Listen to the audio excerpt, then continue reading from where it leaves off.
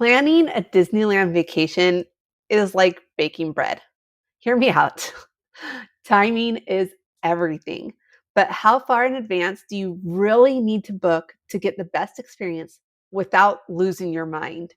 Let's break it down. You're listening to Castle Talk Radio.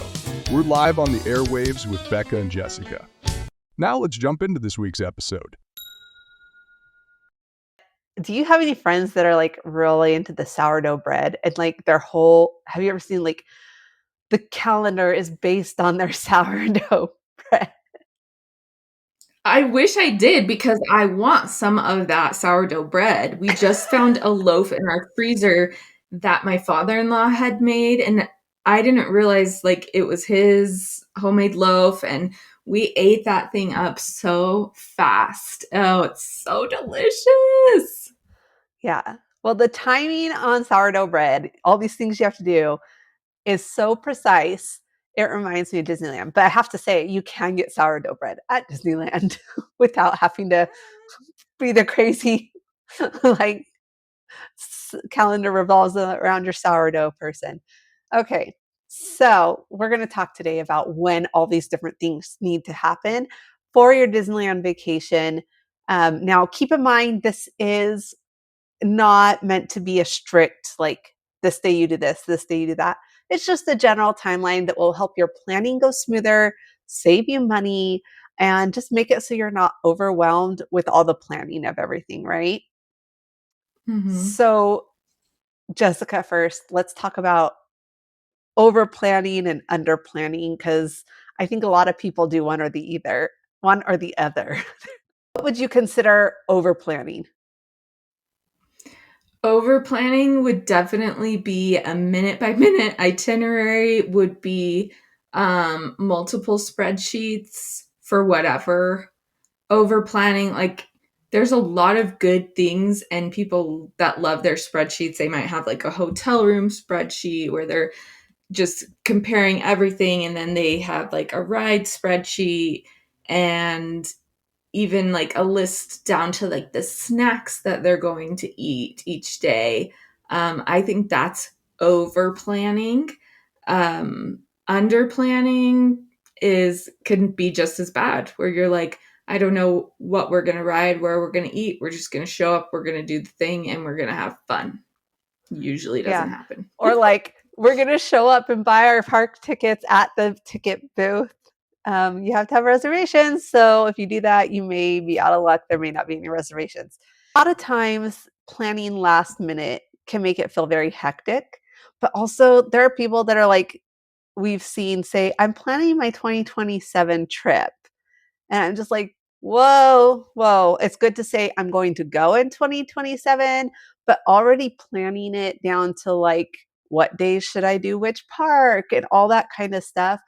That is a little bit of overkill. So let's bust out the timeline that we think is best for the general population, not the crazy Disney people that are there so often, and not the person that wants to make the million spreadsheets. So, Yeah, best I time to mean, start thinking about it when? well, when you're talking about budgeting can start anytime, especially if Yes. you want to put away just a little bit here and there. So that you can do that as far in advance as you want. And especially like when your trip ends, start saving up for the next one. But as far as the actual like logistical things, I would think around 6 months is ideal for most families. Yeah, I like to say 6 months to a year because it depends, like, how far you're traveling, like, how big of a group. If you're getting your extended Definitely. family together, that might be a little bit different. But 6 to 12 months is a good time to really start thinking a little bit more.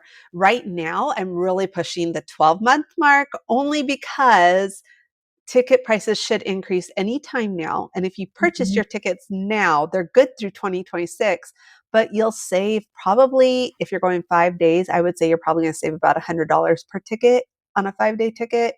We don't know for sure yet until that price increase actually happens, but I just think now is the best time to book if you're going anytime in 2026. And you have to get those tickets paid off before the price increase in order to have those locked in.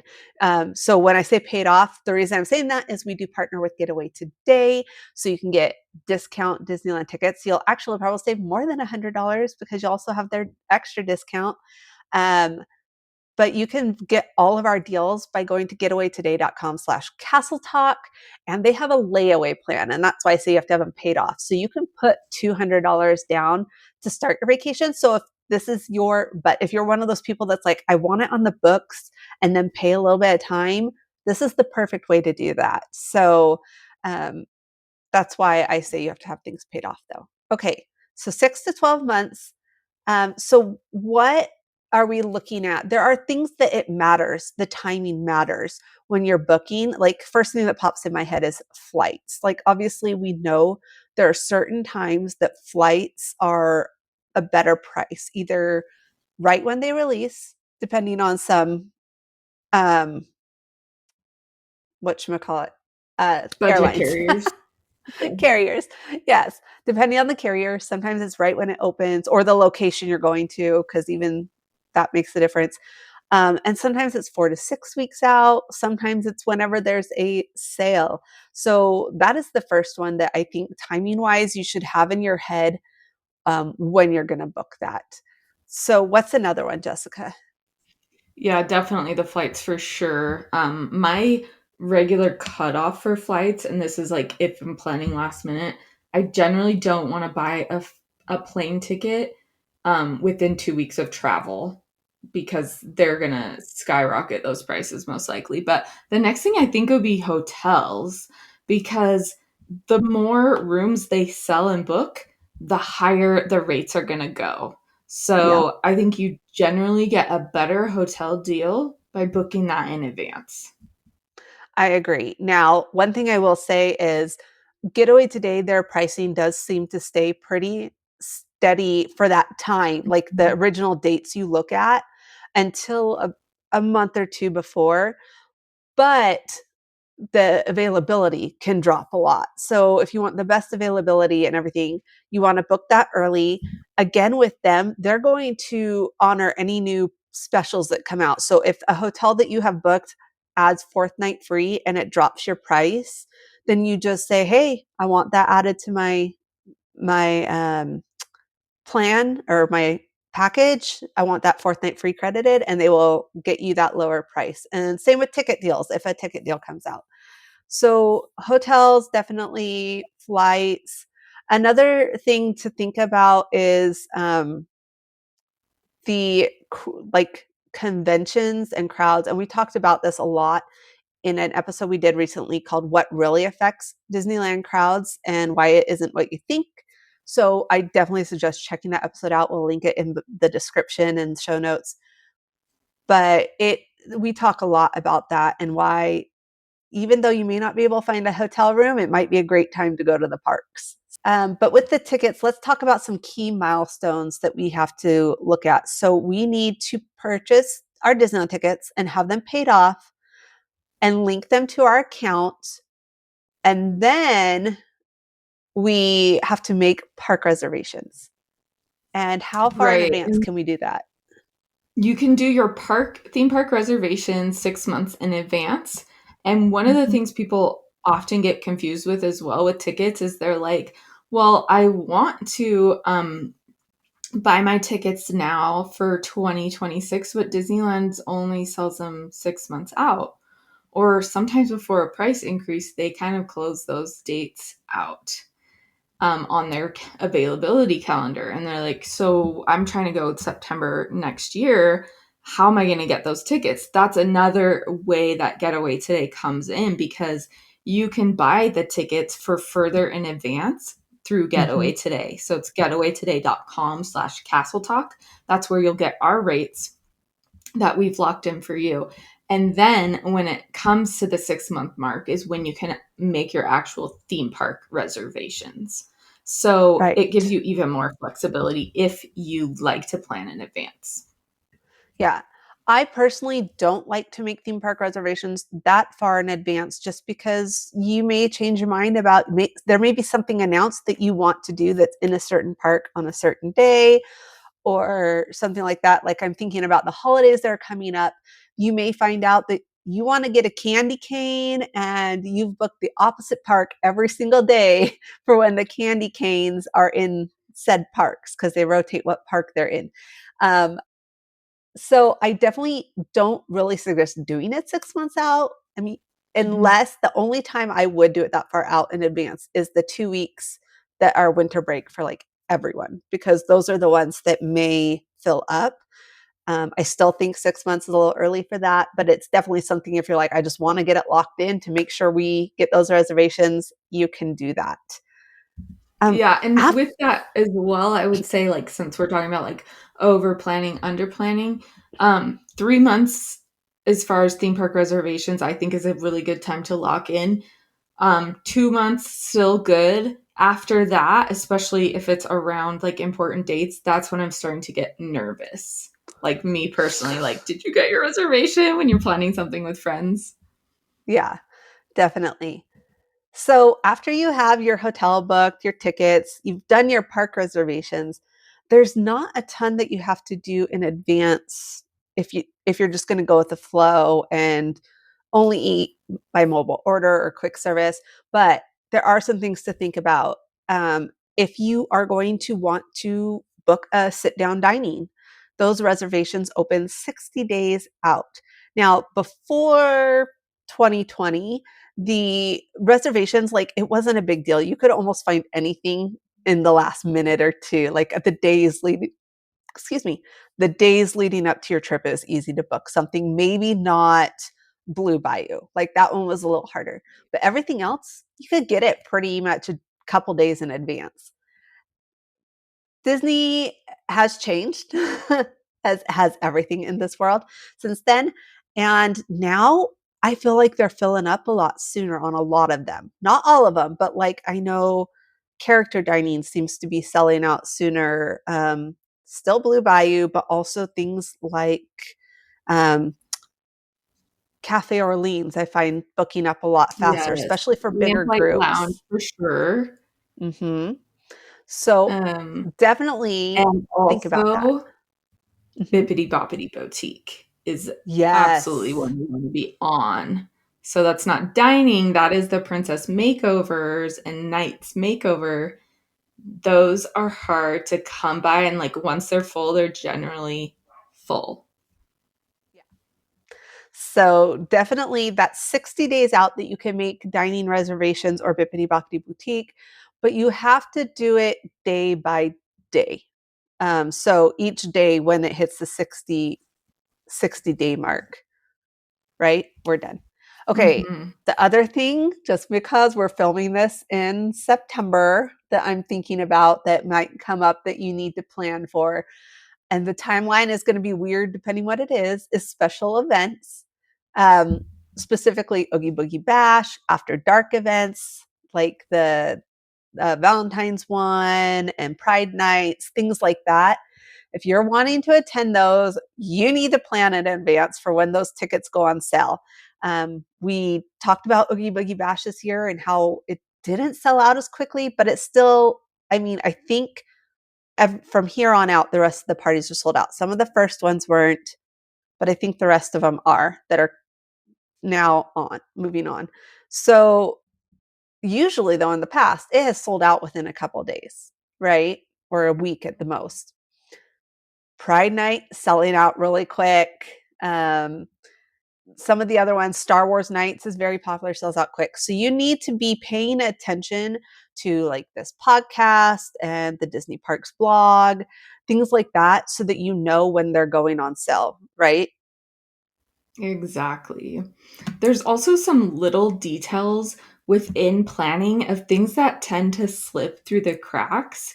And one of them is airport transportation. And I have to tell you guys, we have just partnered with an amazing company that you should be looking at when you're thinking about airport transportation. So I'm usually like an Uber rideshare kind of gal, but this comes in just when you need it, especially for families.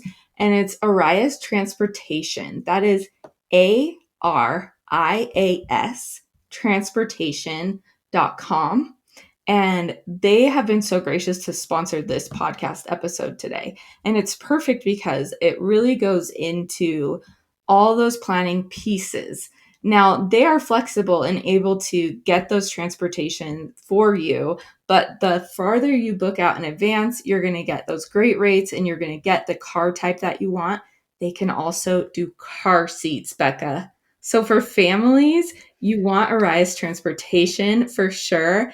And you guys, not only will they do car seats, if you have a kid that's like bordering, you're like, I'm not sure if they're going to need a stroller, we're going to wing it. They have umbrella strollers that they can bring and you can use for free during your vacation. You just bring it back when they pick you up.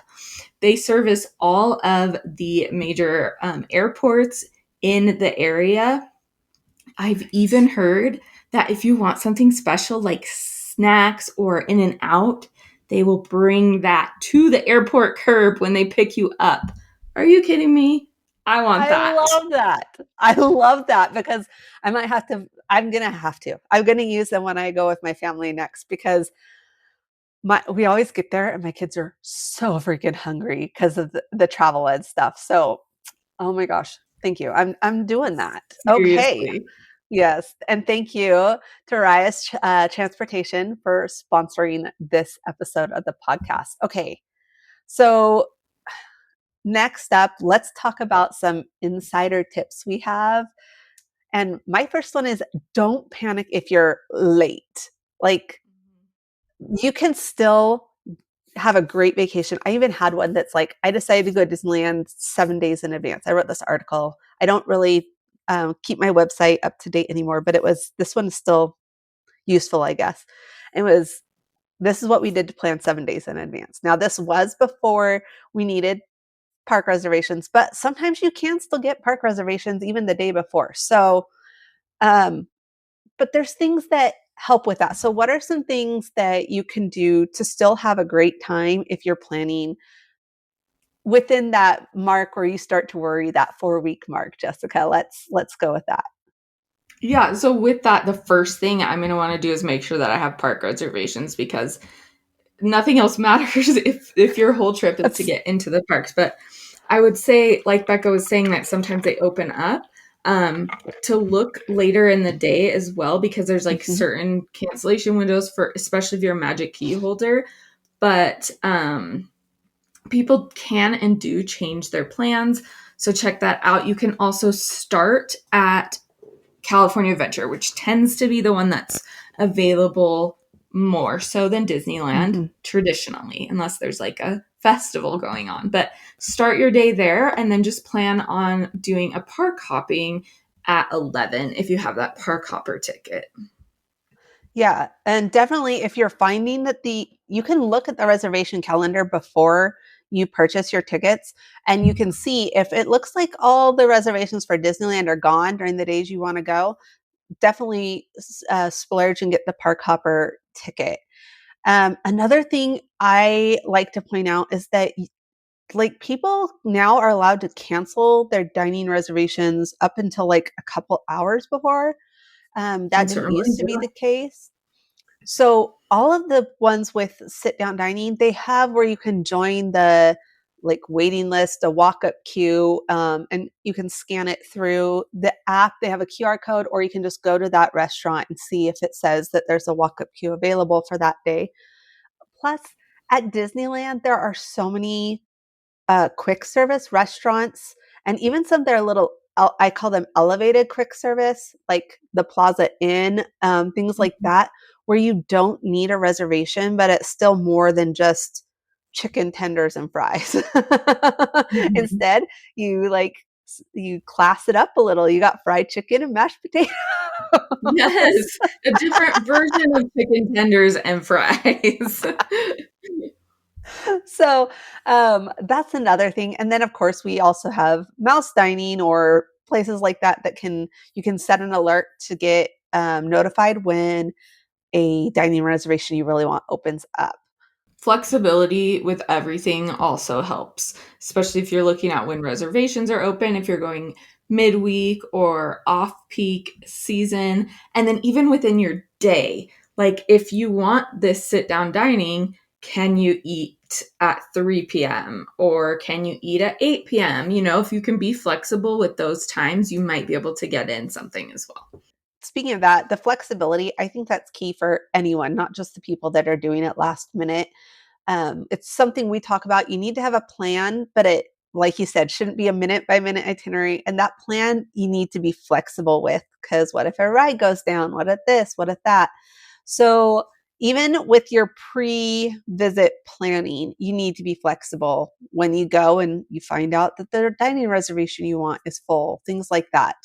Um, and then here's just a little pro tip before we wrap up is that set alarms on your phone for the things you definitely want, like the event tickets. Like I'm planning a Walt Disney World trip right now, and I want to do a very specific Eat to the Beats concert because it's the Beach Boys, and I'm secretly hoping they'll have John Stamos as a special guest since Brian Wilson passed. Um, and so even though most people say you don't need to set an alarm for these ones, I have an alarm set for my Eat to the Beats concert dining when it's going to open up. And I do the same thing with Disneyland stuff. If I know Oogie Boogie Bash tickets are going on sale, or if I know I want to do a specific dining, I set that alarm so that I can remember to set that, do that. And I actually set 2 alarms. I set one that reminds me either the evening before, and then the regular one, or one that like reminds me a couple hours before. Just to remember that whenever you're planning, there is advice and tips for that season, like that time. Like Becca said, she has an article about 7 days in advance. We talk about what you can do when you're planning 6 months in advance. Whatever you're doing, we're here to help. So you can always message us on Instagram or any of our social channels and let us know how far in advance you're looking and what we can do to help you make that happen. But just because you're already here listening, you're already going to have a better idea of what to do, what to expect, and really what you're going into Disneyland with. And having that information is so critical. Yeah. And just a reminder again that you can get the best vacation package deals when you book through our partners at getawaytoday.com/castletalk. Whether you're planning a year in advance or 6 months in advance, or maybe you're going next week, definitely check them out. And we will see you real soon at Disneyland. You've been listening to Castle Talk Radio. For exclusive discounts on tickets and hotels, free guides, and to listen to past episodes, visit castletalkradio.com.